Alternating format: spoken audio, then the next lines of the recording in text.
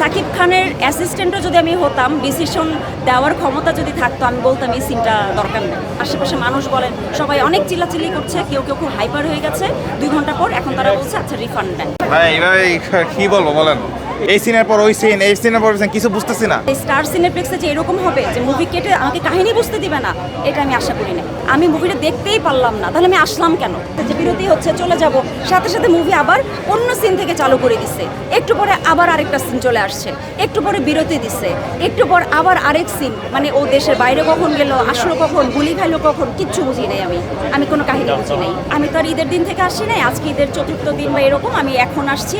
আর সাকিব খানকে ডাউন করার জন্য হচ্ছে কিনা এটা যদি জিজ্ঞেস করেন, মুভির 2-1টা সিন আমি যে দেখলাম, মানে ওই যে গোলাগুলি, মানে একটা বাদ্যযন্ত্রের মতো, হ্যাঁ বাদ্যযন্ত্রের মতো একটা যন্ত্র, ওইটা হচ্ছে হয়ে যায় কি যেন মেশিন গানের মতো হয়ে যায়। সাকিব খানের অ্যাসিস্ট্যান্টও যদি আমি হতাম, ডিসিশন দেওয়ার ক্ষমতা যদি থাকতো, আমি বলতাম এই সিনটা দরকার নেই। এরকম কিছু সিন আছে, তবে এডিটিংয়ের কাজ খুবই বাজে হয়েছে। ওভারঅল সাকিব খান মানে দেখতে অ্যামেজিং লাগছে, এটা ঠিক। মানে ওনার চেহারা দেখার জন্য হলে আপনি মুভি দেখতে পারেন, বাট মেকিং তো মানে এডিট তো ভালো ছিল না। কিন্তু আমাদের এই স্টার সিনেপ্লেক্সে যে এরকম হবে যে মুভি কেটে আমাকে কাহিনী বুঝতে দিবে না, এটা আমি আশা করি না। হ্যাঁ, আমাকে একটু আগে বুঝ দিল যে এটা টেকনিক্যাল প্রবলেম, মোটেও এটা টেকনিক্যাল প্রবলেম না। প্রথমে বলে সেন্সর ইস্যু, তারপর বলে টেকনিক্যাল প্রবলেম, একবার এক একটা কথা বলে। আমি কিভাবে বুঝবো বলেন? দর্শক হিসেবে বলবো মুভি ভালো না খারাপ আমি সেই মতামত দিব, তাই না? মুভির মেকিংটা ভালো হয়েছে কি হয়নি, এখানে সুন্দর হতে পারতো, গান ভালো না, তারপর আমি বলতে পারি যে এটার গ্রাফিক্সের কাজ ভালো না, আমি এগুলো মতামত দিতে পারি। কিন্তু আমি মুভিটা দেখতেই পারলাম না, তাহলে আমি আসলাম কেন? ওরা যদি বলে যে না এমন একটা মুভি বানাইছে, কাজটা এখানে সমস্যা, ওখানে সমস্যা, আমাদের প্রযুক্তিগত প্রবলেম, তার তোমরা বন্ধ রাখো, মুভি দেখায়ও না, টিকিট বিক্রি করলো কেন?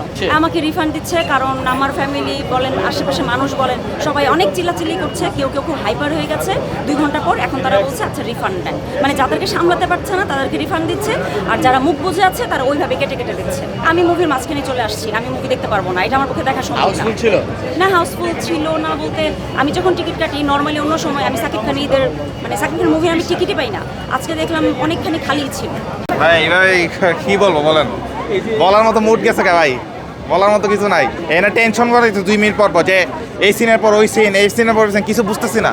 মানে মুভি দেখতে আসছি এনজয় করার জন্য, মানে একা আসি বা বন্ধু বান্ধব যার সাথে আসি, মুভি দেখা যায় যে এই ফাইটিংয়ের সিন, একটু পরে দেখি এই রোমান্টিক সিন, এই দেখি গান শুরু হয়ে গেছে, এই দেখি অ্যাড হয়ে গেছে, যেখানে বিরতি দেওয়ার কথা সেখানে দেখি যে মুভি চালু হয়ে গেছে। আবার দেখা যায় যে যেখানে মুভি চলতে হঠাৎ করে বিরতি দিয়ে দিচ্ছে, আবার মুভি যখন আবার ফিরে আসছে মানে চালানো শুরু হয়েছে, ব্যাকগ্রাউন্ড দেখি বিরতির শব্দ শোনা যাচ্ছে, সব মিলে এলোমেলো দেখে মানুষজন অনেক হয়েছে আর কি, মানে খেপে গেছে আর কি। এটা আসলে আমার এই ছোট মুখে বড় কথা ঠিক না, বাট এরকম তো সন্দেহ করাটা স্বাভাবিক। কিন্তু আপনি সন্দেহ করছেন, যে কেউ সন্দেহ করবে, আমার সন্দেহ করা তো কিছু হয় না। কিন্তু সাকিব খান ঠিক আছে, দেখেন সাকিব খানের মানে সত্যি কথা বলতে সাকিব খান তো আমাদের দেশেরই সম্ভব। তো সাকিব খানের এই যে প্রিন্সিপাল সবই ঠিক আছে, সাকিব খানের গেটিং লুক আপ যা সব ঠিক আছে, কিন্তু মেইন যে প্রবলেমটা হইতেছে টেকনিক্যাল ইস্যুটা বেশি প্রবলেম হইতেছে, যার কারণে কেউ আরামসে যে মুভিটা দেখতে পাচ্ছে।